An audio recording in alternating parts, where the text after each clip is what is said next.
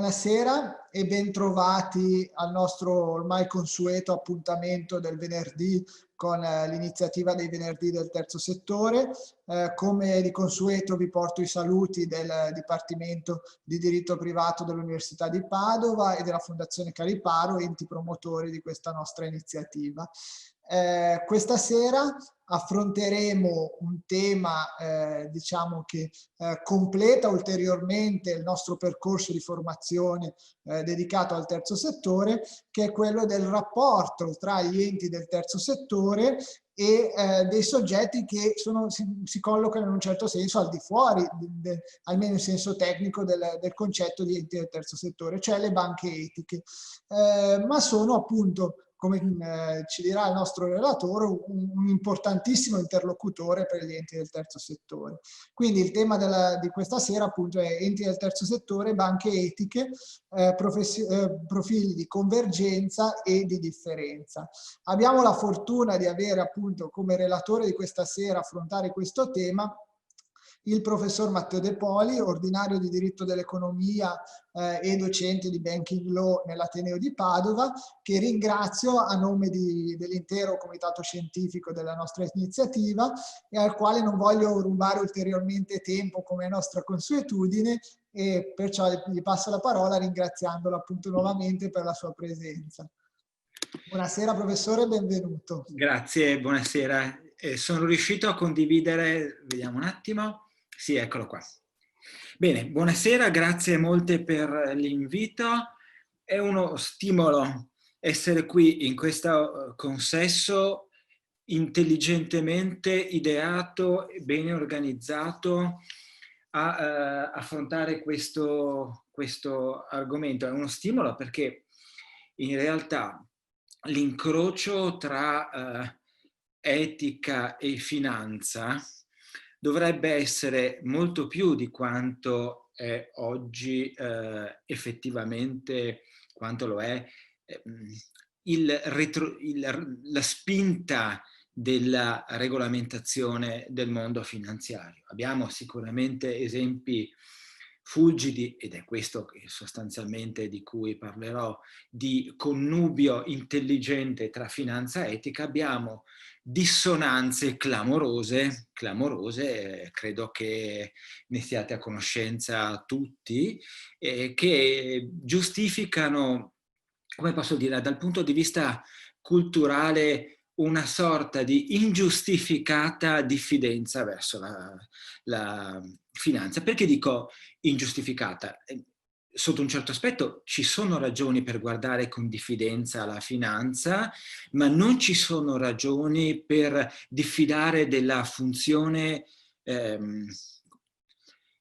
ideale della finanza, che consideriamo lo è stato specialmente negli Stati Uniti, uno dei più grandi ascensori sociali, dei fenomeni di cambiamento di qualità della vita di classi di partenza emarginate, disagiate o economicamente sfavorite, e proprio grazie alla leva finanziaria hanno potuto, e all'ingegno, all'idea, al progetto, a tutto quello che volete, hanno potuto emanciparsi. Per cui l'io narrante quest'oggi, chi vi parla, è persona che guarda con grande attenzione all'inserimento di componenti etiche in senso ampio all'interno del mondo finanziario, anche come baluardo verso la demonizzazione, nonostante siamo reduci da una quindicina d'anni di cattivi esempi, anche contro una demonizzazione del sistema finanziario. Pertanto, io ho pensato di organizzare il mio intervento attraverso una presentazione che coniughi sia, naturalmente, essendo un giurista, qualche noiosissimo aspetto di trasmissione di aspetti normativi, che cercherò però di rendere meno noiosi possibili, anche perché molto spesso quando parlo di diritto io stesso quando parlo mi addormento, per cui cercherò di renderlo, diciamo, se possibile meno pesante possibile, però naturalmente c'è chi si aspetta anche di conoscere l'aspetto regolamentare e normativo della vicenda. Però insomma io vorrei partire dai dati che a me sembrano più interessanti, ovvero sia un cambiamento epocale da una stagione di avidità a una stagione in cui l'etica assume una pregnanza maggiore nella circolazione del denaro. Perché quando parliamo di finanza, sostanzialmente, per dare qualche nozione di inquadramento terminologico, la finanza è l'insieme dei settori economici che consentono la soddisfazione di bisogni di denaro. E noi tradizionalmente chiamiamo finanza il settore bancario, il settore della borsa e il settore assicurativo, perché tutti, anche il settore assicurativo, attraverso un tecnicismo un po' più complesso di quello intuibile riguardante il settore banca e il settore della borsa, tutti consentono di unire un soggetto che ha un surplus di finanza, che può essere un risparmiatore o un investitore, e un soggetto che può essere un governo, può essere un'impresa, può essere un privato, che ha bisogno di finanza, di denaro. È lontana ormai decine di anni l'idea del soggetto che ha bisogno di denaro come un soggetto che ha uno status da scacciare via rapidamente. Pensate che nel codice civile esistono ancora regole che consentono a chi ha un debito economico di liberarsene prima del tempo di scadenza, e che chiaramente mettono in luce un'idea del bisogno economico come di un bisogno collegato ad uno status di povertà o perfino di miseria. Naturalmente non è così, perché molti di noi hanno desiderato realizzare obiettivi di vita non primari, non di sostentamento, non di bisogno essenziale, quale comprarsi una casa un po' più bella di quella che si aveva prima. Siamo nel campo, se vogliamo anche definire, del superfluo, non del bisogno essenziale, e ciò l'abbiamo fatto grazie ad una fiducia nei nostri mezzi lavorativi, nella capacità di reddito e nella sussistenza, nell'esistenza di soggetti che hanno scommesso sulla nostra capacità di restituire nel futuro quello che ci veniva dato subito. Per cui si è staccata l'idea di bisogno finanziario da quello tradizionale, storico, ancestrale di povertà o di miseria, nonostante, come vedremo oggi, sussistano ancora situazioni di indigenza che, al di fuori delle reti di protezione sociali o pubbliche, spetta alla finanza colmare. E allora io vorrei sviluppare queste osservazioni attraverso una breve premessa delle ragioni di una finanza etica e delle tappe, molto velocemente naturalmente, di sviluppo del fenomeno. Non pensiamo oggi solamente alle banche etiche, anche se le banche etiche sono della finanza etica, perlomeno in Italia, ma se noi vogliamo pensare ampiamente al fenomeno della finanza etica, dobbiamo pensare anche, per esempio, ai fondi di finanziamento etici, e poi vedere come un'eticità nella finanza può essere realizzata anche dagli enti del terzo settore. Però, insomma, banche etiche non appartengono al terzo settore, hanno comune finalità e comune idealità, ma si muovono sui due binari paralleli ma separati. Dopo aver descritto brevemente le ragioni di una maggiore eticità della finanza e le tappe di uno sviluppo del fenomeno, vorrei parlarvi di un documento che non è un documento normativo, cioè non è qualcosa che è legge, ma che è proprio un manifesto, un programma per la finanza eticamente orientata, i suoi capisaldi. Infine, transiterò a spiegare che cosa sono le banche etiche e concluderò il mio intervento con una descrizione del microcredito e anche inoltre anche delle differenze tra quelle già accennate tra finanza etica e enti del terzo settore. Vediamo, procedo con l'aiuto della presentazione in modo che le mie parole possano, diciamo, scorrere con maggiore libertà, ma rimanga qualche cosa a beneficio del presente e a beneficio del futuro di più organizzato di quello che è un libero pensiero. Insomma, ci sono alcuni riferimenti storici, culturali, e li vedete citati, elencati, senza pretesa di completezza. È un'elencazione molto, molto personale, ma insomma, a partire da un'idea di economia come amministrazione della casa, cioè di un bene che è comune, non puramente individuale, contrapposta a una visione già in Aristotele di una finanza come arricchimento individuale, con sé implicando un giudizio di disvalore già nel gigante della logica. E abbiamo poi una nascita ben più avanzata, in un periodo più avanzato, di istituti finanziari tesi ad aiutare attraverso l'istituto del pegno di piccole. Guardate che però corsi e ricorsi della storia, noi in questi periodi sentiamo dire, così come l'avevamo sentito dire tra il 2008 e il 2011, che si ricorre nuovamente al pegno di piccoli, preziosi, di oggetti di casa per ottenere somme di denaro per il sostentamento dei bisogni essenziali. Naturalmente il momento in cui io sto parlando è un momento particolarmente deputato per rispolverare i temi della, anche delle differenze sociali. Ho tirato fuori un appunto prima di venire qui. Ricordavo di una conferenza, ero stato invitato proprio dal Rotary di Padova a tenere una relazione su crisi finanziaria e ingiustizia sociale nel 2010, cioè ai tempi della grande crisi finanziaria, quella che vedete è citata come ultima tappa di questo sviluppo, un momento rilevante di questo sviluppo dell'etica dentro la finanza. E ricordo che avevo impostato la conferenza in 4 punti: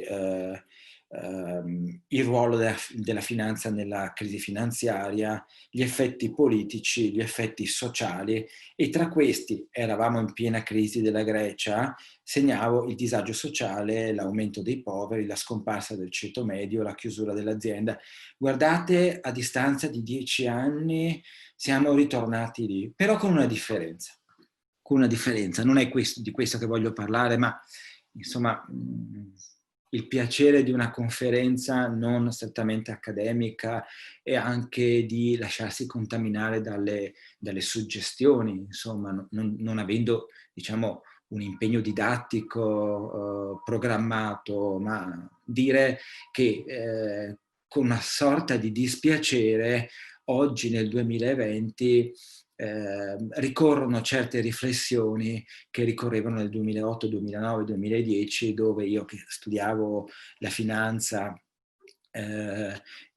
comportamentale con una frequentazione assidua di società a mercato molto sviluppato come l'Inghilterra, con studi di autori americani e pertanto una contaminazione di quello che accadeva lì. C'è da dire una cosa, che quello che è accaduto in quel periodo, il disastro causato dall'avidità di talune banche, la creazione di strumenti finanziari particolarmente occulti e pericolosi che poi sono andati a finire senza che molti se ne accorgessero nelle tasche degli investitori, travolgendo investitori privati, travolgendo banche, però in quel caso il welfare, o perlomeno lo Stato, era intervenuto in maniera molto meno massiccia di quanto è intervenuto in questa vicenda adesso. Perché considerando, non dico una vicenda tra privati, ma insomma non una vicenda quale quella che si deve considerare adesso. Se c'è un fenomeno di disagio economico, bisogna dire la verità, non è per la pandemia, ma è per gli atti amministrativi o governativi che si sono resi necessari. Oggi abbiamo lo stesso disagio che avevamo nel 2008, 2009, 2010 con un intervento dello Stato e specialmente dell'Unione Europea molto più incisivo di quello che abbiamo avuto a quel tempo. Tempo di suicidi, tempo di suicidi, io ricordo anche molto nella nostra regione con che ricorrenza sentivamo dire che quell'imprenditore non ce l'aveva fatta e si era buttato sotto il treno, quello si era sparato. Periodi molto difficili e che hanno costretto anche gli studiosi a cimentarsi con esperienze e bisogni di applicazione della legge completamente diversi. Benissimo. Comunque, proseguendo con questa breve descrizione del percorso e avvicinandoci a ciò che più ci interessa, cioè il Novecento. Il Novecento è stato l'anno della grande depressione del 1929, della crisi di Wall Street, che è crollato nel 1929 ma ha mandato nella miseria per 10 anni gli Stati Uniti e in parte anche altri paesi, senza trascurare il fatto che il principale paese industrializzato europeo durante la crisi di Wall Street e le conseguenze che sono accadute successivamente viveva la punta più alta del disagio nell'applicazione delle penalità di guerra conseguenti alla prima guerra mondiale e maturava, lo abbiamo visto anche in immagini note a tutti, uno stato di malessere, di malcontento che porterà poi all'avvento, voi lo sapete, del nazionalsocialismo. Ma è stato anche il secolo delle grandi guerre fatte dagli Stati Uniti con all'estero, il Vietnam, l'Indocina, con dei movimenti di reazione culturale all'interno del paese che hanno scosso le coscienze. Si dovevano anche discutere problemi razziali in quel paese. Cito gli Stati Uniti perché gli Stati Uniti sono certamente gli elaboratori delle novità sui mercati finanziari, i primi elaboratori. E direte che cosa c'entra la guerra fatta dagli Stati Uniti all'estero con la finanza etica? C'entra perché per esempio durante la guerra in Vietnam gruppi di investitori, sapete che gli Stati Uniti tra l'altro sono il paese dove sono nate le manifestazioni di classe, anche le manifestazioni giudiziarie di classe, i movimenti di classe e pertanto raggruppamenti di investitori che si sono rifiutati di investire in aziende coinvolte nella produzione di armi, così come coevamente vi era stato un rifiuto di investire in azioni di società coinvolte nella produzione, nel commercio di alcol o di tabacco, nel gioco d'azzardo. È chiaro che questi fenomeni nascono lì perché lì è molto più frequente un sistema di aziende quotate, mentre qui gli investimenti nelle società non quotate sono investimenti che partono da nuclei molto ristretti, generalmente le famiglie o perlomeno soggetti legati alla famiglia che istituisce un'azienda, un'impresa. Negli Stati Uniti, che già nel dopoguerra avevano sviluppato grandi società con la forma di public company, pertanto società che richiedevano raccolta del risparmio tra il pubblico attraverso il meccanismo borsistico, attraverso le borse, era più facile avere meccanismi di reazione anche alla richiesta di denaro fatta da una società, per esempio, che investiva nella produzione dell'alcol e del tabacco. Ecco perché, diciamo, ho citato gli Stati Uniti ripetutamente, perché da lì nasce la reazione a l'investimento in società che hanno condotte che non si ritengono etiche e comincia pertanto ad operare una forma di controllo non legale sulla circolazione del denaro e sugli investimenti. E tutto questo poi trova non dico una chiusura, con la crisi finanziaria globale del 2007 e del 2008, che mette in luce come un individualismo tracimi in un'avidità priva di controllo. Per essere chiari, perché poi le parole si lasciano dire, mentre bisogna in qualsiasi consesso per un docente avere maggior rigore. Perché l'individualismo si trasformava in avidità? Perché l'individualismo è un motivo, è una spinta molto forte, l'ambizione, la crescita, sono motivi di forse anche di coniugio tra l'arricchimento individuale e l'arricchimento collettivo. Insomma, trasformare una società piccola in una società media, una società grande, significa avere da 3 dipendenti a 10 dipendenti, a 50 dipendenti, e perfino nessuno può dubitare che la molla, la spinta dell'interesse individuale possa avere fenomeni di combinazione virtuosa con il benessere collettivo. Ma cos'è che si è rotto lì? I ricchi non esistevano, i ricchissimi non esistevano prima. Esistevano prima sicuramente, nessuno può pensare che nel nostro paese la ricchezza e anche la distinzione, la forbice che c'è tra un operaio e il manager di un'azienda automobilistica negli anni '80 fosse risibile, no? La forbice era molto ampia anche a quel tempo, ma quando c'è la spinta alla liberalizzazione delle banche, tanto per essere un po' più concreti, sotto la spinta culturale promossa dalle amministrazioni Reagan negli Stati Uniti e Thatcher nell'Inghilterra, nella Gran Bretagna, e lì si rompono completamente tutte quelle forme anche di automoderazione, mitigazione che esistevano prima. Le forme di remunerazione dei manager diventano particolarmente complesse e si caratterizzano per una scommessa continua su risultati a brevissimo termine molto alti, per esempio la quotazione in borsa della società in cui il manager ha una forma di incentivazione nella remunerazione basata sulla crescita del valore delle azioni, porta ad assumere comportamenti speculativi rischiosi molto molto forti, tesi ad alzare in maniera impressionante nel breve periodo il valore delle azioni e far conseguire dei risultati economici che sono insomma quello che potrebbe essere tranquillamente in quel periodo 50-100 milioni di euro di remunerazione dei manager delle grandi banche, dei grandi fondi di investimento.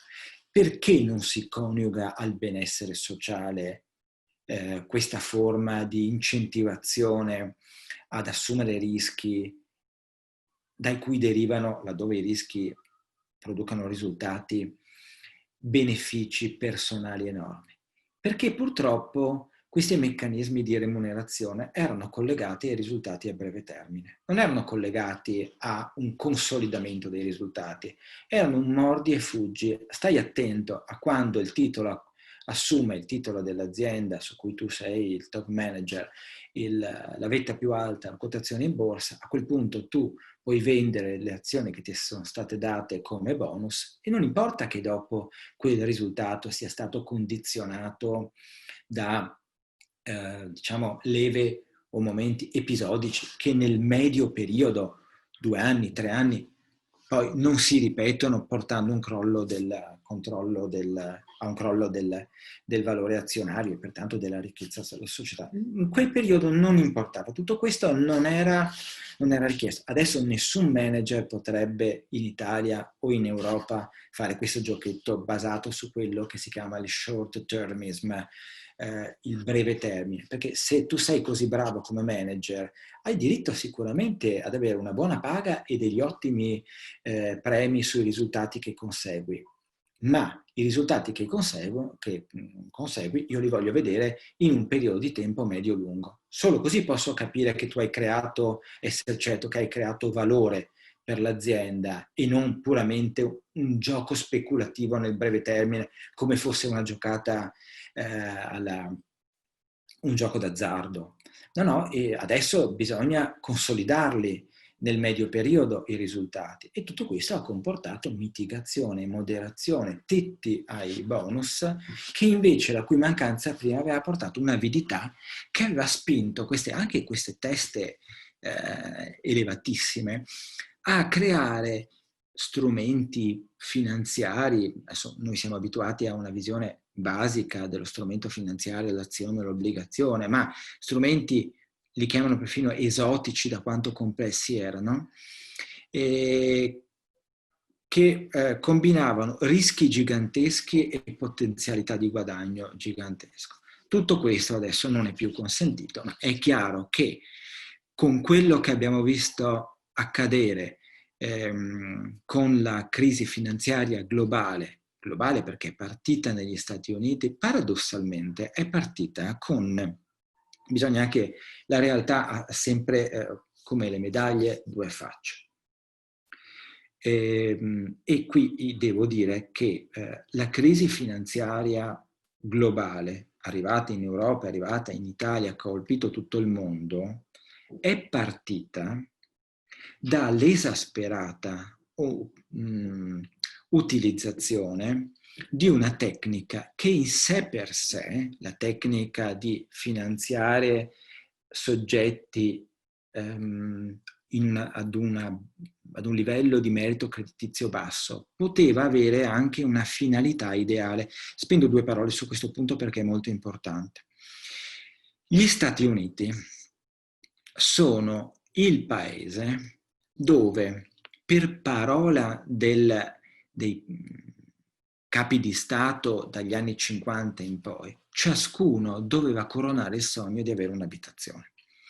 Per coronare il sogno di avere un'abitazione bisognava essere operosi, lavorativi, ed avere banche che scommettevano sulla serietà e sull'impegno lavorativo, dando oggi dei denari che alla persona che la persona non aveva per acquistare una casa, e scommettendo che la sua idea, la sua voglia di fare, il suo progetto imprenditoriale, la sua ambizione premiassero questa, diciamo, magari allentamento delle regole tecniche di valutazione del merito creditizio in funzione di una visione più ampia, più lungo periodo. I mutui per l'acquisto delle case non sono mai inferiori ai 10 anni, fino agli anni 90 in Italia erano solo 10 anni, ma già in Inghilterra erano 20, talvolta anche 30, e altrettanto negli Stati Uniti. Per cui sacrosanto e ideale contributo delle istituzioni finanziarie, talune anche pubbliche, a una crescita sociale delle persone, garantendogli la possibilità di acquistare un'abitazione con denari non propri e scommettendo su una capacità di rimborso nel medio o lungo periodo di quel denaro. Dopodiché si è esagerato e a un certo punto tutti abbiamo scoperto che esistevano dei soggetti subprime. Si è parlato della crisi dei subprime. La crisi dei subprime la crisi finanziaria è nata dalla concessione di prestiti a soggetti subprime sotto un livello minimo di merito creditizio, di capacità di restituzione, molti immigrati, che non erano dati da una finalità ideale, cioè da una quasi dal considerarsi le banche una cinghia di trasmissione della politica economica del governo che diceva American Dream, dovete avere una casa, ma proprio una tecnica finanziaria basata sulla concessione di prestiti a soggetti che difficilmente avrebbero potuto restituirli, un impacchettamento di questi prestiti, una cessione di questi prestiti impacchettati, per cui non perdevano la loro individualità, diventavano componenti di uno strumento finanziario che veniva poi piazzato sui mercati finanziari più volte, nascondendo pertanto a chi acquistava quell'obbligazione, nascondendo l'origine che prima o poi sarebbe venuta come i nodi al pettine, ossia la mancata restituzione di quel debito. Questa è stata la crisi, questa è stata un'esasperata speculazione su quella che era fino a quel momento una normale prassi di agevolare i soggetti bisognosi di credito con una, diciamo, attenzione non solamente alle garanzie o al reddito esistente, ma a una progettualità. Gli Stati Uniti, il sistema bancario degli Stati Uniti ha sempre premiato molto più di quello italiano la progettualità. Ed era insito nelle corde di un sistema bancario. Io dico sempre ai miei studenti che se Bill Gates fosse nato in Italia a quei tempi, sarebbe rimasto nel suo garage a fare le sue invenzioni, perché non gli avrebbero dato un prestito, gli avrebbero chiesto delle garanzie. A quel tempo le banche prestavano i soldi solamente a chi non aveva denaro ma aveva controgaranzia, mentre negli Stati Uniti si guardava più il progetto imprenditoriale. E dopodiché però c'è stata una deviazione dalla ideale finalità di supporto per la crescita economica. Queste sono le tappe e le ragioni per un ingresso in maniera più forte della componente etica dentro la finanza. Chiaramente la crisi finanziaria del 2007-2008 è un detonatore così forte che tutti sono stati costretti a ripensare al bisogno di diciamo, apportare più un controllo morale a una dimensione economica. E pertanto abbiamo in realtà già nel 1998, Vox clamantis in deserto, diciamo, un manifesto della finanza eticamente orientata. Io consegno queste slide e grazie al dottor Edoardo Cecchinato che mi ha aiutato, chi le vorrà utilizzare avrà anche la possibilità di collegarsi a dei link interattivi ai documenti che io cito. Il manifesto della finanza etica si compone di alcuni punti, ve li faccio vedere. Sono 5, perlomeno quelli che ho estrapolato. Il primo però merita una... vediamoli. Ritiene che il credito in tutte le sue forme sia un diritto umano, considera l'efficienza una componente della responsabilità etica, e questo non può essere così perché stiamo parlando di attività di impresa e l'attività di impresa non può non essere efficiente, perché sapete cosa mi è stato detto una volta? Negli anni 90, quando insegnavo all'Università di Venezia, era frequente il dialogo, insegnando all'Università Ca' Foscari, il dialogo tra economisti e giuristi. E mi ricordo che una volta un economista mi ha detto: ma sai, se vuoi fare del buon no profit, devi fare del buon profit.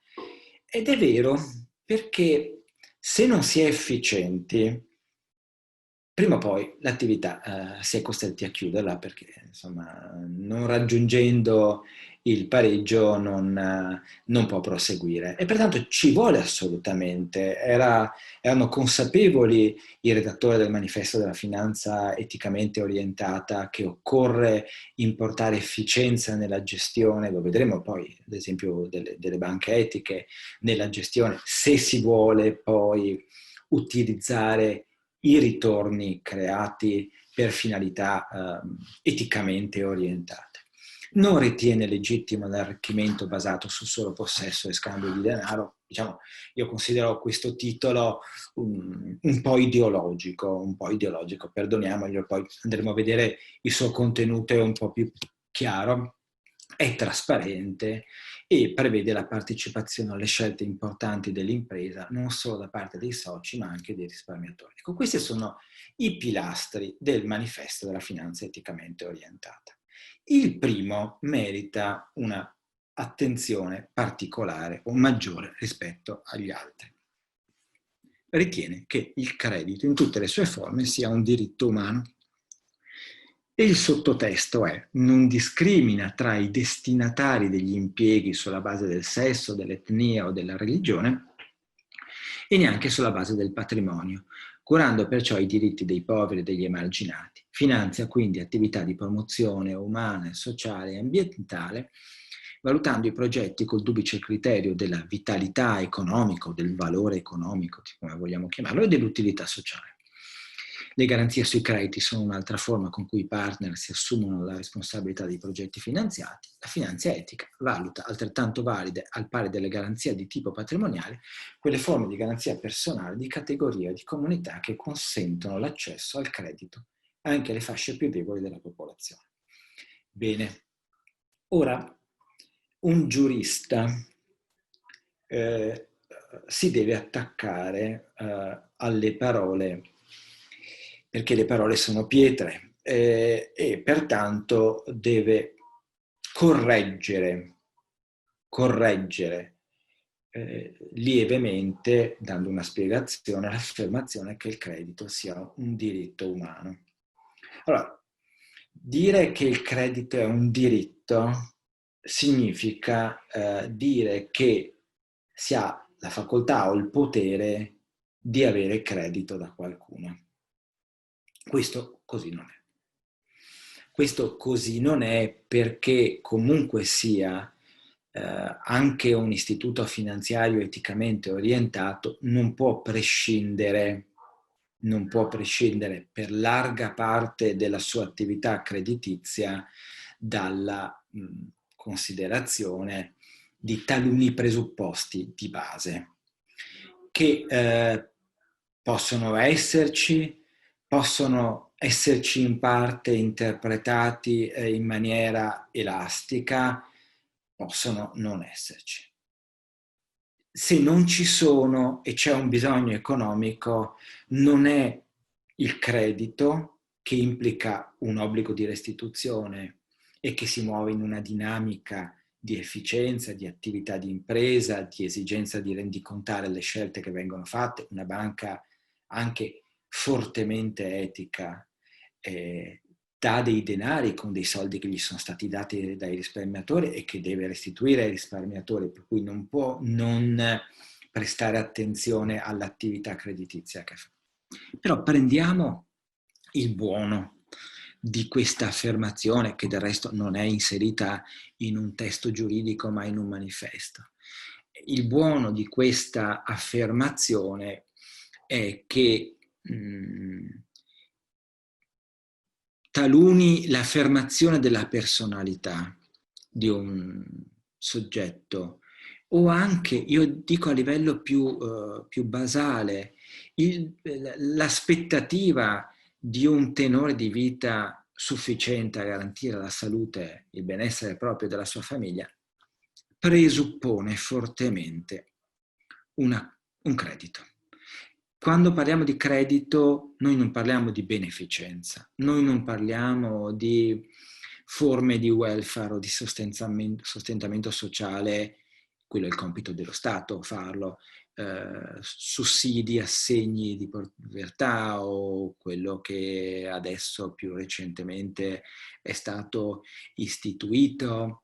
Quello è un altro aspetto, quella è una componente sociale. Qui noi stiamo parlando, io sto parlando, il terzo settore un'altra cosa. Oggi io sto parlando di una dinamica di impresa creditizia che deve arrivare alla fine del mese, alla fine dell'anno con i bilanci in pari, anzi decisamente inutile.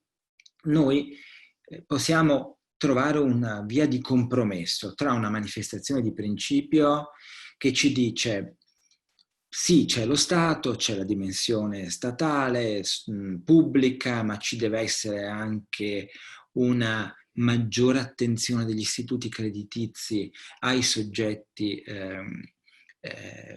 meno capaci, con minor merito creditizio, ed un'attenzione, così come si fa per esempio con il microcredito, anche a quei soggetti che non possiamo espellerli totalmente dal circuito della dimensione economica e non consentire loro una crescita anche grazie a fenomeni creditizi.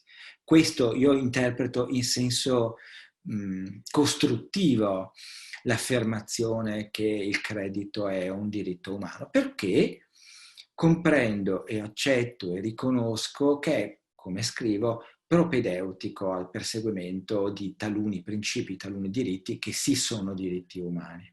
Per cui se c'è un diritto umano, quale avere una vita dignitosa, questo passa anche attraverso un'accettazione da parte del sistema bancario e creditizio di quella categoria di soggetti, bisogna trovare il modo per coniugare l'esigenza di economicità dell'istituto creditizio e il bisogno anche di credito da parte di fasce più emarginate, più disagiate della popolazione. Sull'efficienza vi ho detto, ed è importante mettere a fuoco che finanza etica è una cosa diversa dalla beneficenza. Parliamo, diciamo praticamente, perché è una cosa diversa dalla beneficenza? Perché una banca etica presta del denaro, ma lo vuole indietro e si fa anche pagare l'interesse, perché più o meno, questo è un aspetto che vedremo a breve, chiede poi un interesse ai risparmiatori. Cioè dà un interesse magari tendente al basso, però insomma come principio remunera le persone che conferiscono i risparmi nei conti correnti di una banca e che consentono alla banca di utilizzare una parte di quei depositi anche per svolgere la propria attività creditizia. Il tasso di interesse, lo leggiamo qua, è una misura di efficienza nell'utilizzo del risparmio, una misura dell'impegno a salvaguardare le risorse messe a disposizione dei risparmiatori e a farle fruttare in progetti vitali. Di conseguenza il tasso di interesse, il rendimento del risparmio è diverso da zero, anche se si dice dovrebbe essere mantenuto il più basso possibile sulla base delle valutazioni sia economiche che sociali ed etiche. È trasparente e questo è un aspetto davvero caratterizzante non che le banche attuali non siano trasparenti, perché qui non stiamo creando una contrapposizione tra il bene e il male.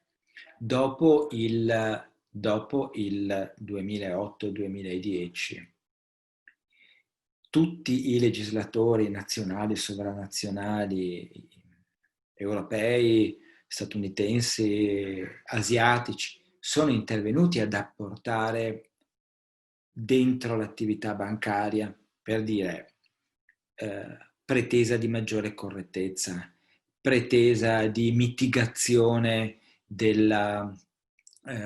sui tassi di interesse, maggiore trasparenza.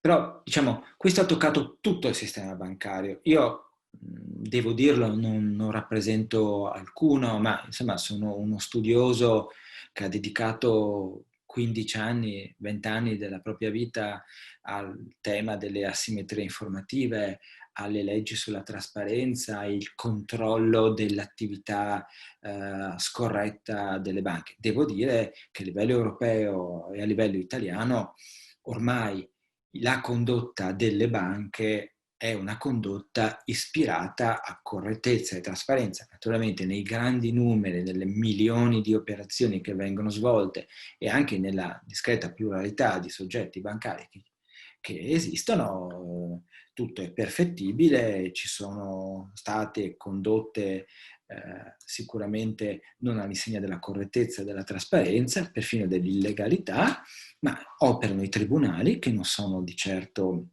teneri con le banche, non c'è più nessuna renitenza, problema a far causa alle banche, non costa neanche più tanto perché ormai con l'istituzione di organi diciamo non giurisdizionali come l'arbitro bancario finanziario o l'arbitro delle controversie finanziarie, si può anche fare a meno giustamente degli avvocati, anche se continuano a servire perché ci sono certi aspetti tecnici. Per cui quello che voglio dire è che non vorrei che queste mie parole di lode all'eticità di talune banche eticamente orientate, come le cosiddette vere banche etiche, invece facesse sorgere la convinzione che quando una banca non è etica, non agisce secondo postulati di correttezza, di trasparenza.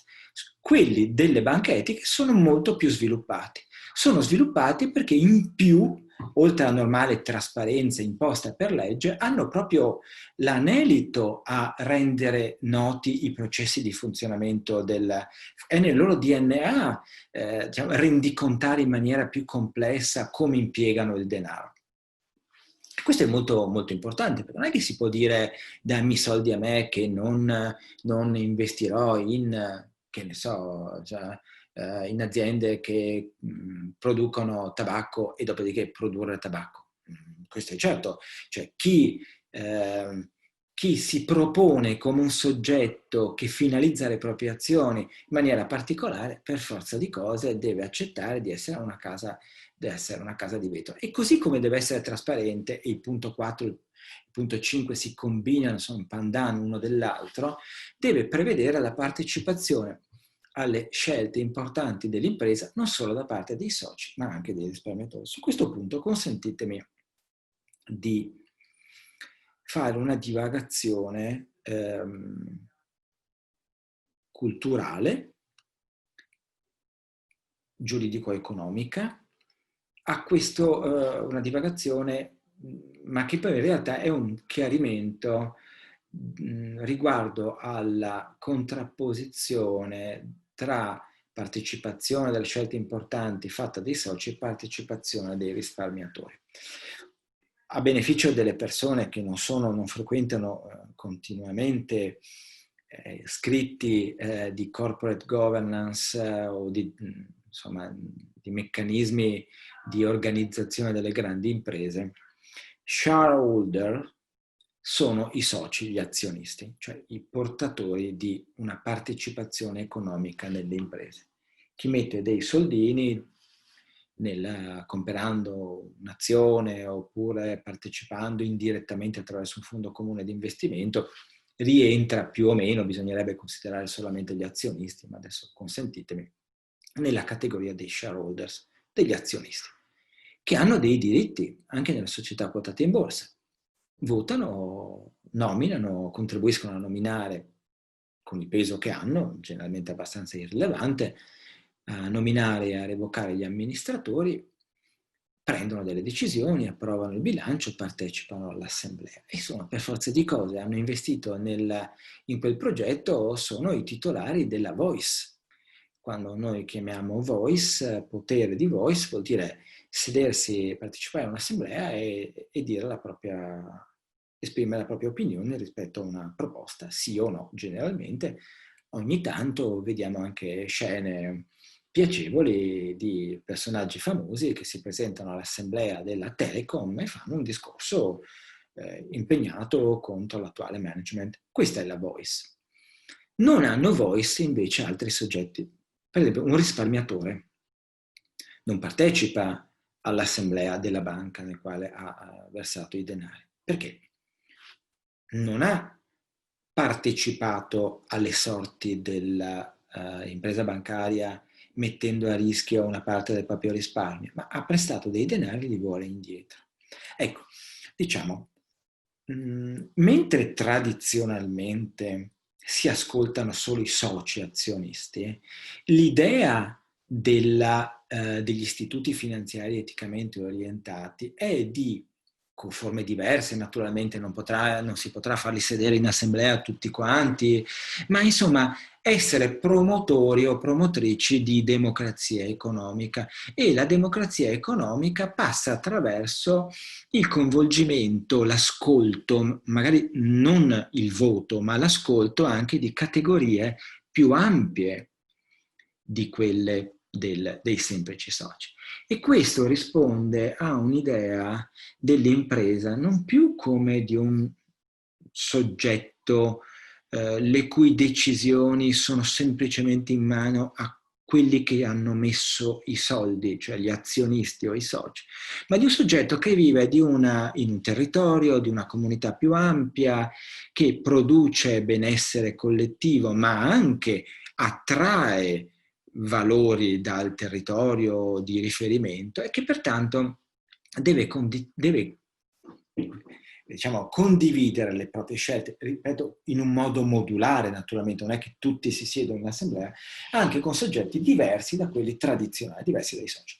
Per esempio, questo sta alla base di talune organizzazioni societarie non diffusissime in Italia, più diffuse in altri paesi come la Germania, basate su un sistema di compartecipazione alla gestione dei lavoratori.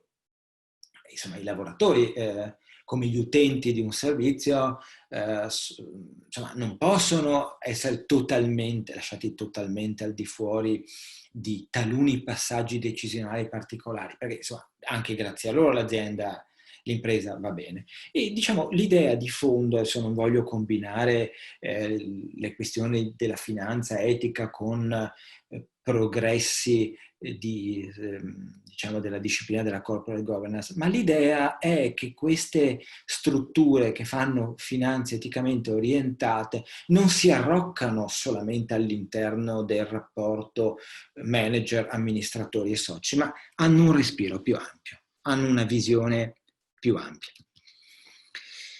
Mi dispiace. Scusa, è partito il telefono. Infine, la finanza eticamente orientata ha come criterio di riferimento per gli impieghi la responsabilità sociale e ambientale. E qui veniamo un po' al cuore.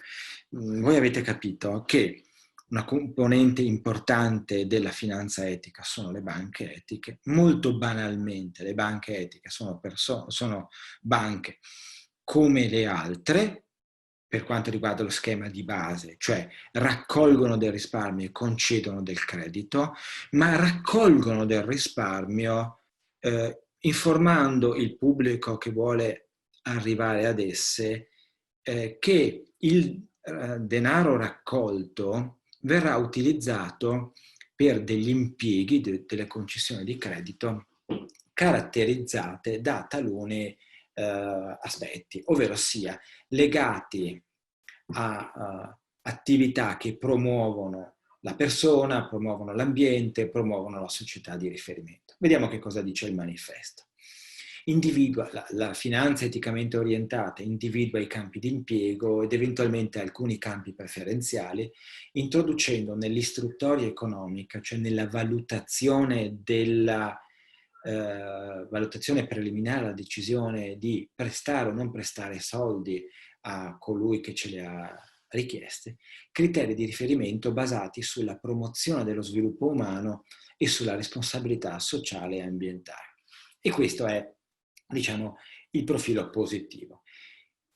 In più, esclude per principio, cioè questa è proprio una postura ideologica molto netta, non prestiamo soldi, esclude per principio di istituire rapporti finanziari con quelle attività economiche che ostacolano lo sviluppo umano e contribuiscono a violare i diritti fondamentali della persona, come la produzione e il commercio di armi, le produzioni gravemente lesive della salute e dell'ambiente, le attività che si fondano sullo sfruttamento dei minori o sulla repressione delle libertà civili.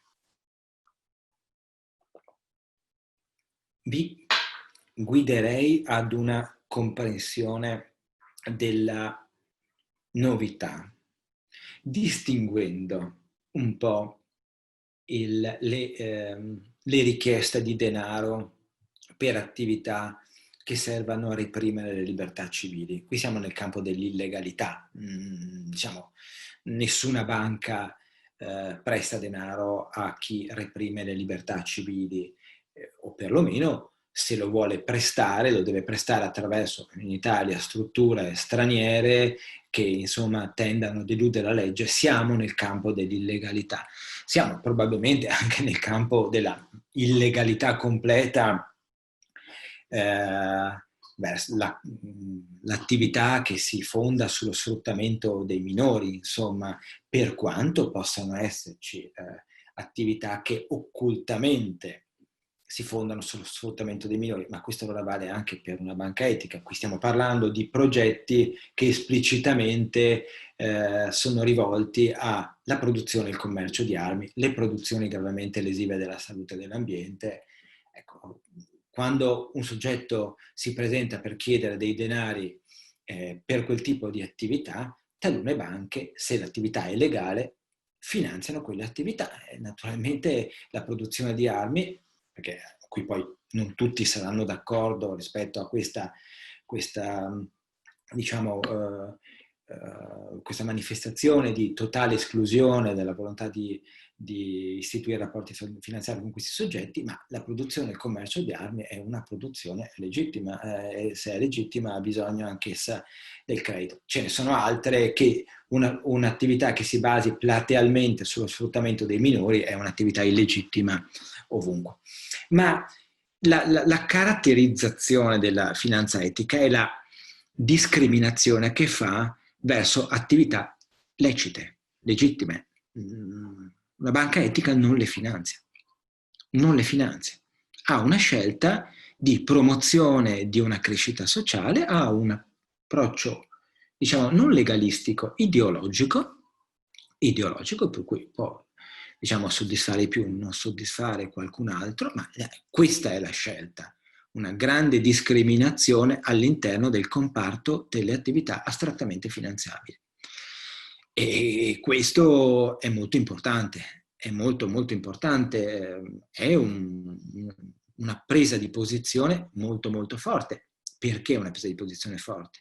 Perché un'impresa che vuole stare sul mercato tendenzialmente non va per il sottile, dove vede business fa il business, si basa su un concetto di che tutto ciò che non è illegale è consentito, mentre non è solo la soglia di legalità che caratterizza l'agire delle banche etiche, ma invece è proprio un desiderio di diventare una cinghia di trasmissione, di crescita di determinati settori eletti socialmente, politicamente, culturalmente, ed escluderne altri che troveranno altri fornitori di credito. E pertanto ci sono dei criteri di valutazione, li vedete elencati, una valutazione sociale, si valutano in questi processi di istruttoria. Adesso io sto parlando di un manifesto è un progetto, poi ciascuna realtà si muove all'interno del manifesto con le proprie specificità che io non conosco assolutamente. Io sto parlando di una categoria, non di una banca o di un fondo di investimento. Sto parlando di ciò che abbraccia tutte, e ciò che abbraccia tutte è la enorme attenzione alla salute e alla sicurezza sul lavoro, all'ambiente e l'impatto sull'ecosistema centrale, specialmente in questi momenti, ma anche ad aspetti più, come posso dire, meno percepibili dall'opinione pubblica, come quello relativo a come è organizzata l'azienda, l'impresa che chiede i soldi alla banca. E anche questo è estremamente intelligente, perché l'anelito che hanno gli istituti di finanza etica di rendersi promotori di una società migliore passa anche attraverso aspetti non chiaramente immediatamente intuibili. Ma se io, per esempio, non sto attento alla composizione quanti-qualitativa del genere, che in genere è quello femminile, meno rappresentato, e continua ad essere indifferente, a parte che anche qui la legge ci ha messo il proprio istituendo almeno per certe società di grandi dimensioni, le cosiddette quote rosa, no? Però diciamo, l'attenzione che hanno questi istituti eticamente orientati è anche alla rappresentanza di genere nei board, nei consigli di amministrazione, così come, ed è ancora più sofisticato, un'attenzione che capisco che non peserà tanto, ma ci sono degli amministratori che non rappresentano solo la famiglia di proprietà, ci sono degli amministratori indipendenti, oppure attenzione alla remunerazione dei manager dell'azienda che chiede i denari, perché se il prestito viene fatto per finanziare l'impresa è una cosa, diciamo, meritevole, perché ricade sul benessere di una collettività più ampia. Ma se, come accade molto spesso, impresa povera, imprenditore ricco, grazie anche alla leva del credito, anche questo è un check, un controllo che gli istituti di finanza fanno. Pertanto, diciamo, cambia profondamente l'istruttoria di valutazione della domanda di credito. È molto, come posso dire, ormai sono 20 anni che ci sono questi processi valutativi aperti, hanno contaminato positivamente anche banche che non possono definirsi apertamente etiche. Naturalmente la distanza che rimane tra una banca etica e una banca che non è etica, che pur si comporta correttamente, è sempre molto forte, e lo vedremo a breve sotto un aspetto che colpirà l'attenzione delle persone che avranno la pazienza di ascoltarmi ancora un quarto d'ora: la remunerazione dei manager. Le banche etiche, procedo un po' più rapidamente, sono banche che si, diciamo, iscrivono all'interno anche qui, di un manifesto di soggetti per l'esercizio dell'attività bancaria e finanziaria con una forte componente etica e anche alternativa. Raccolgono il risparmio e poi concedono il credito, come abbiamo detto, a sostegno di progetti sociali, culturali ed ambientali. E in parte quello che abbiamo detto sul manifesto vale per le banche etiche, che lo osservano per forza di cose. Aggiungo alcune caratteristiche rilevanti delle banche etiche: un forte radicamento territoriale, una democrazia economica e una partecipazione alle decisioni maggiore rispetto a ciò che accade nelle banche tradizionali, un'equa remunerazione dei manager, su questo voglio fermarmi nella parte finale, e poi un aspetto tecnico: non devono essere controllate da un istituto di credito ordinario. Troverete nella slide un riferimento normativo su cui non mi fermo, alla definizione di operatori bancari di finanza etica e sostenibile, le banche che si conformano ai seguenti principi. Ma insomma, sostanzialmente sono cose che abbiamo già visto, ma la slide serve per avere, laddove servisse, un riferimento normativo chiaro. Non esistono standard di rating etico internazionalmente riconosciuto, sono delle buone prassi. Ciò nonostante, vi ho citato buone prassi o best practice, come si suol dire, metodologie diffuse tra gli operatori del settore. Questa slide serve per individuare alcuni principi di accountability che, insomma, sono a forte componente etica. Voi sapete che in Italia esiste, con sede a Padova, la Banca Popolare Etica. Banca Popolare Etica si ispira al manifesto della finanza eticamente orientata, appartiene all'Associazione delle Banche Etiche Europee, indirizza la raccolta di attività socio-economiche finalizzata all'utile sociale, ambientale e culturale. Insomma, sostanzialmente sono cose su cui ci siamo già fermati. Abbiamo questo campione nazionale con sede nella città da cui nasce questa iniziativa. Non posso dire che sto parlando perché mi sono spostato da Padova a Venezia, ma insomma, idealmente, come cittadino residente padovano, insomma, mi unisco alla soddisfazione. Guardate questi dati però. Ecco, volevo, diciamo, siccome la laudatio, le lodi, diciamo, per uno studioso devono essere accompagnate sempre non da una componente critica, perché io in realtà non ho nulla di critico da apportare a questa lode verso questa finanza, la finanza eticamente orientata, assolutamente nulla. Solo che devo dire che lo studio della materia è un po' condizionato dalla scarsità dei dati e dalla forte provenienza dei dati macro o micro dagli istituti stessi o da associazione, da un raggruppamento di studi vicini al mondo della finanza eticamente orientata. Non voglio assolutamente dire che non siano dati affidabili, dico che non ce ne sono abbastanza, perlomeno di dominio pubblico.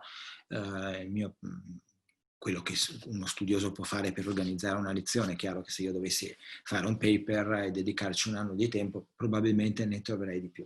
Però insomma ho trovato un attimo di difficoltà nel periodo che ha accompagnato questo discorso, mi sono voluto preparare, avrei voluto arrivare con indicazioni un po' più puntuali, ne ho scartate quelle che critiche perché non mi sembravano assolutamente attendibili, e quelle che vi propongo sono invece quali queste e quelle altre, quelle che seguono. E in questo caso noi vediamo una comparazione su alcuni dati fondamentali di valutazione dell'attività delle banche, differenza tra banche etiche europee, la banca popolare etica, le banche tradizionali europee. Andate all'ultimo e al penultimo, che forse quelle che vi colpiscono di più. Rapporto retribuzione più alta, più bassa, cioè il top manager e l'impiegato di prima assunzione, la media, il moltiplicatore in media nelle banche etiche europee 5 volte 79, cioè il top manager guadagna 6 volte tanto del primo assunto. Banca Popolare Etica il rapporto è 4,87. Se noi prendiamo il rapporto tra la retribuzione più alta e quella media, è 3,6 nella media delle banche etiche europee, 3,17. Ottimi risultati da parte della banca italiana. Guardate le banche tradizionali europee, rapporto retribuzione più alta, rapporto retribuzione media, 58,3, con riferimento alle prime 10 banche europee. Per cui c'è un vero problema. Il problema che la remunerazione del top management delle grandi banche è ancora enormemente più alta di quanto è la retribuzione media.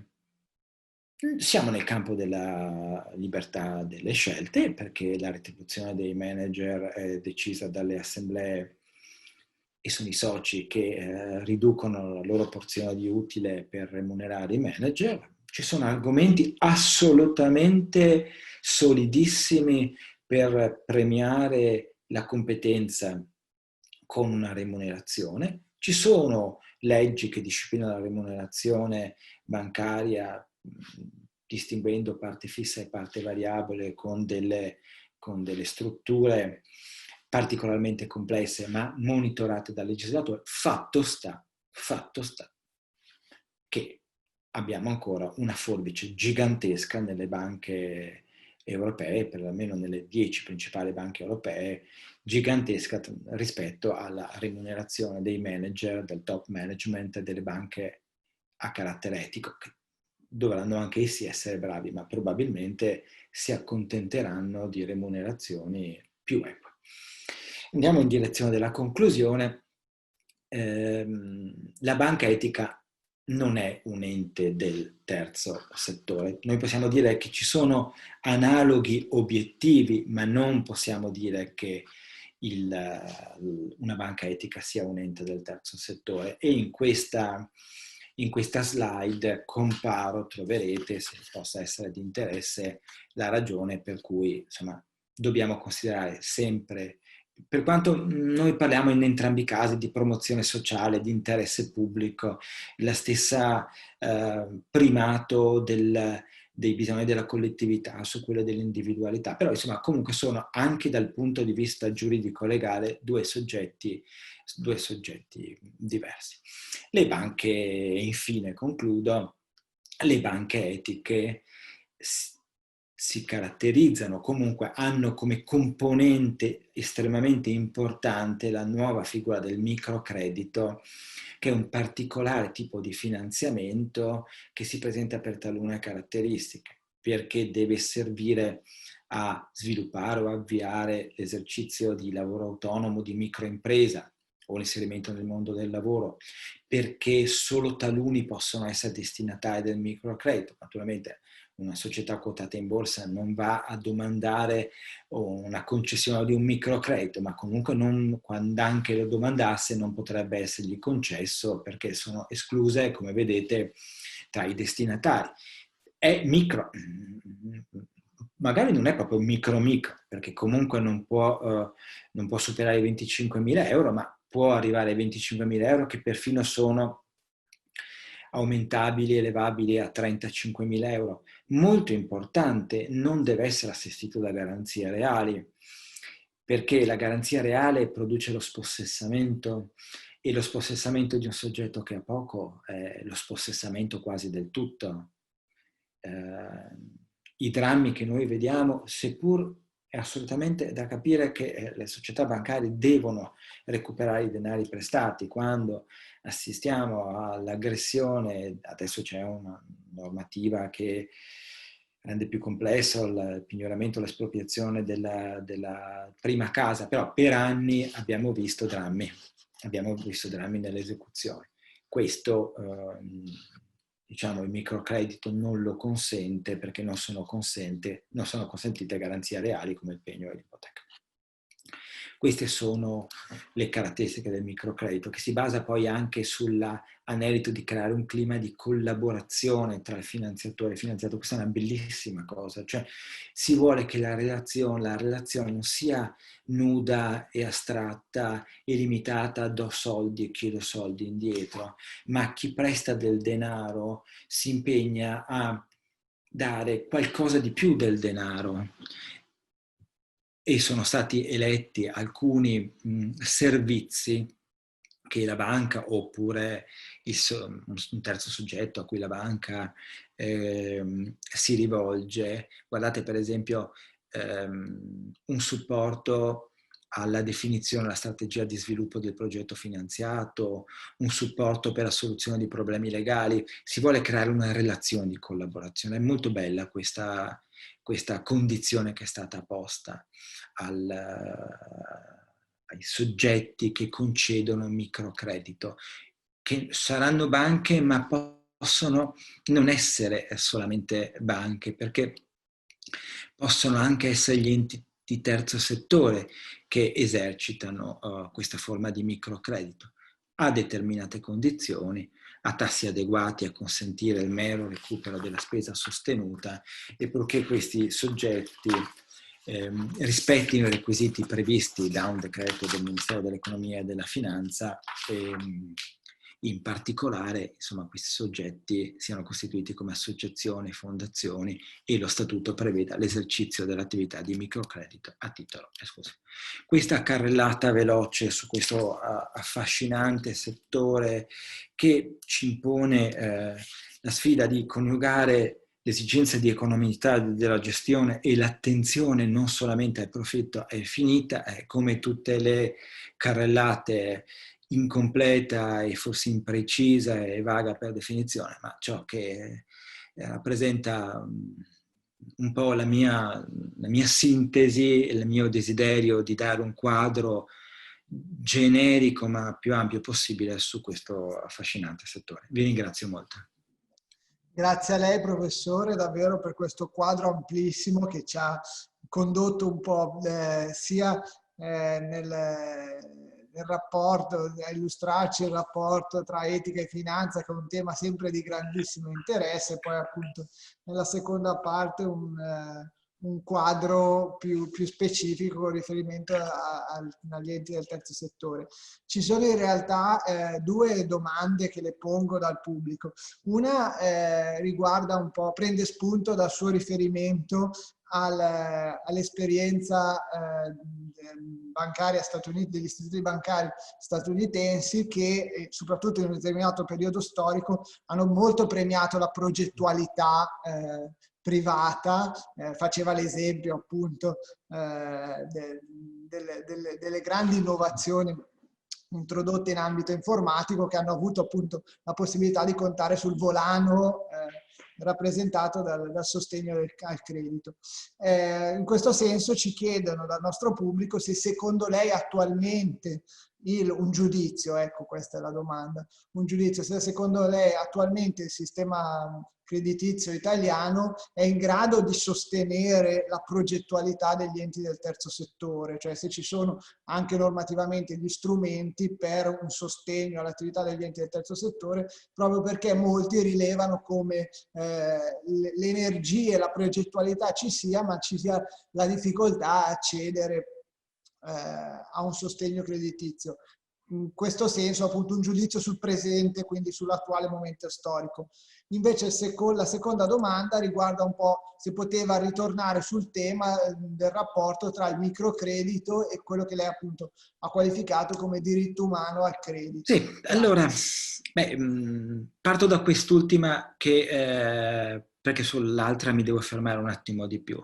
Io direi che il rapporto tra microcredito e diritto... Allora, il microcredito anzitutto è una costruzione legislativa che si caratterizza per limiti, abbiamo visto, vuoi prestare del denaro, non devi chiedere la garanzia reale, selezione dei destinatari e selezione anche ampliamento dell'ambito dei soggetti che possono prestare denaro. Sappiate che il prestito di denaro fatto non episodicamente, è attività concessa esclusivamente agli istituti di credito, alle banche o ai cosiddetti intermediari finanziari. In questo caso, vedete il valore aggiunto che ci avvicina alla riflessione che facevo io? Sì, non è un diritto umano, ma si fa il possibile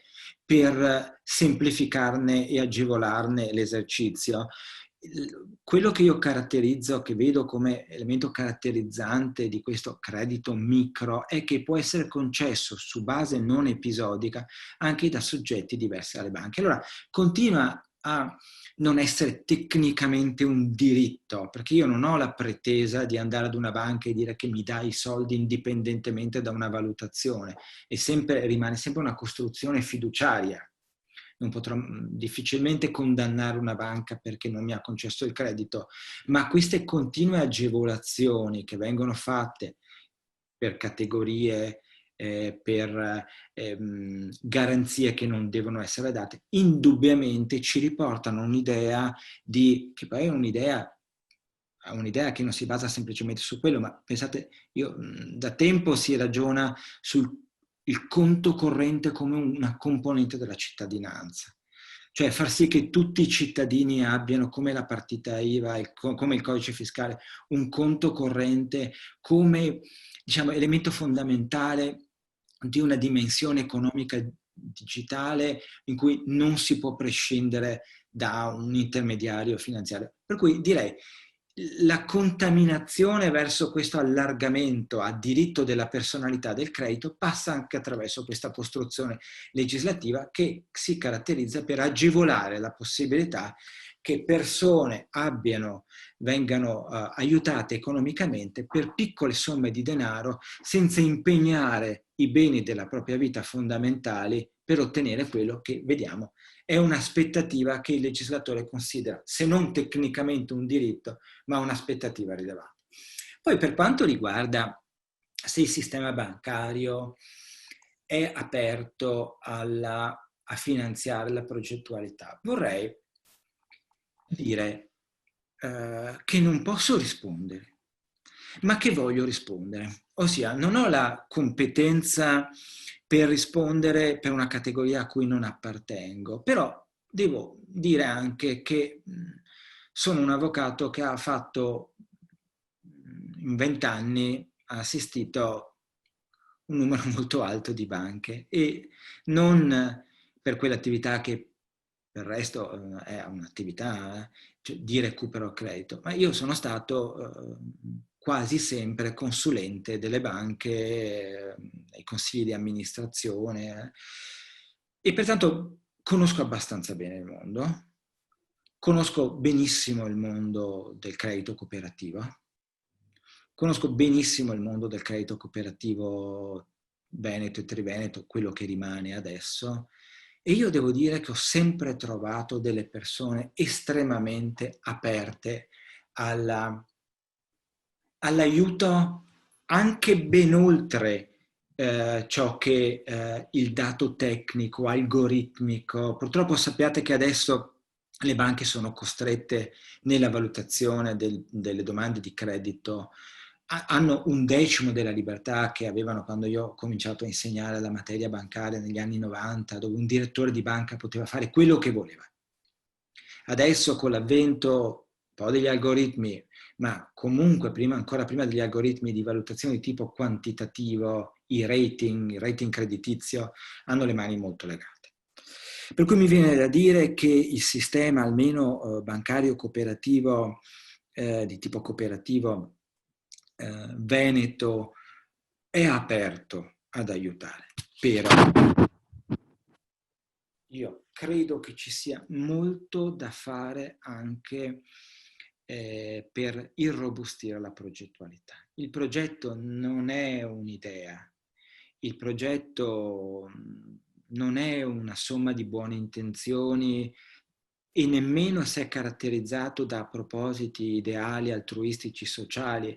È un progetto che solo per questo va valutato. Per cui torniamo un po' a quello che mi aveva detto uno scomparso docente quando si diceva: per fare del buon profit bisogna fare del buon profit. E cerchiamo di usare questa affermazione molto brillante per la sua icasticità come chiave di lavoro con, diciamo, secondo le buone prassi imprenditoriali, anche quando va riportato in strutture che non sono imprese ma sono enti del terzo settore. La professionalità, l'analisi, la documentazione, il processo valutativo fatto di analisi, ripensamenti, confutazioni, che caratterizza i processi decisionali delle aziende mediamente organizzate, deve entrare anche negli enti di terzo settore. Deve entrare. Ora, io non so dirvi oggi in questo momento come, ma io sono uno studioso dei processi decisionali delle aziende e dico agli enti del terzo settore che mi stanno ascoltando quello che dico a tutte le SRL venete e anche alcune società per azioni, che devono irrobustire la capacità di elaborazione, di analisi progettuale, perché il progetto di cui stiamo parlando, progetto che è teso ad essere finanziato, potrebbe in un secondo momento essere un progetto che cresce di importanza, che assume anche delle componenti di rischio. Per far questo bisogna organizzare la filiera che porta al suo confezionamento in maniera molto professionale, e che non significa fatto da professionisti, ma attraverso elaborazioni, riflessioni, confutazioni, analisi molto serie. Spesso non è fatto, ma non dagli enti terzo settore. Ma voi sapete che l'Italia è il paese che ha meno finanziamenti erogati dall'Unione Europea per la scarsità qualitativa dei suoi progetti. Che abbia meno per esempio della Grecia o dell'Albania, non lo so, ma questo paese è un paese che non sa fare progettualità. Sa chiedere denaro, che poi denaro non viene poi concretamente erogato, perché poi al momento della costruzione di un progetto, e questo vale anche per i professori universitari, quando chiedono finanziamenti, quando poi alla fine ci mettiamo a misurarci con l'esigenza, il collega può dirlo, di scrivere un bel progetto per la concessione di un buon finanziamento, andiamo tutti in pallone, perché è molto più complicato di quello che sembra. Però ecco, forse anche a voi che ci ascoltate e che avete partecipato a questo ciclo di lezioni, che magari siete già desiderosi di crescere anche con la leva finanziaria, io vi posso dire che secondo me, è l'opinione di Matteo De Poli, il sistema bancario è pronto ad erogare, ma ha bisogno di un supporto, e il supporto talvolta, io l'ho visto ben più che talvolta, frequentemente, a partire dal progetto, dalle idee chiare, dall'analisi costi-benefici, da un'analisi della rischiosità, manca. Ecco, questa è la risposta che mi sento di dare. Professore, grazie davvero anche per questo ulteriore, diciamo, arricchimento del suo intervento, che davvero credo lascerà a tutti i nostri numerosi, che ringrazio, spettatori di questa sera, un importante spunto di riflessione, perché davvero, secondo me, appunto, anche sulla base di questo percorso che ho fatto anch'io insieme agli altri, tutte le altre persone che ci stanno seguendo, ha messo in luce davvero un punto essenziale di carenza anche spesso di questo mondo del terzo settore in modo particolare, che è proprio quello che lei diceva all'inizio, no? Cioè che un progetto non è un'idea. Su questo concetto il mondo del terzo settore ha molto da imparare, e quindi davvero grazie per questi suggerimenti. Grazie a voi per l'invito, do un saluto virtuale a tutti quanti. Un tempo ci si vedeva, ci si stringeva la mano, si andava a prendere un caffè con qualcuno che aveva voglia di stare fino alla fine, chissà che ritorni quel momento. Ce lo auguriamo anche noi, grazie mille. Ai nostri spettatori dico che le slide del professor De Poli di questa sera verranno messe a disposizione tra i materiali del sito.